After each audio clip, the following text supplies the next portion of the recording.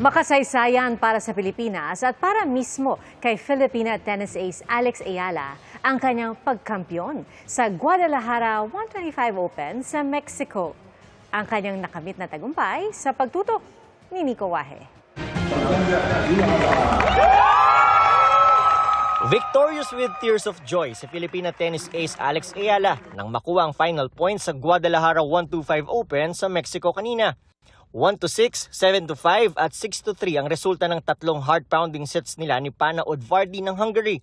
Makasaysayan ang kanyang panalo dahil una itong kampyonato sa isang Women's Tennis Association o WTA match para kay Ayala at para sa Pilipinas. Ipinagbunyi rin ng mga Pilipino ang panalo ni Ayala, gaya ni Pangulong Bongbong Marcos na nagpaabot ng kanyang congratulatory message. Ayon sa Pangulo, ang tagumpay ni Ayala ay tagumpay ng buong bansa. Gagawin daw ng Pangulo ang lahat upang mas maraming atletang Pilipino pa ang sumunod sa yapak ni Ayala at maipakita sa mundo ang galing ng Pilipino. Sunod na sasabak si Ayala sa SP Open sa Sao Paulo, Brazil. Dahil sa Guadalajara 125 Open, inaasahang aangat si Ayala sa number 61 sa WTA ranking mula sa kasalukuyang 75th place. Para sa GMA Integrated News, Nico Wahe, nakatutok 24 oras.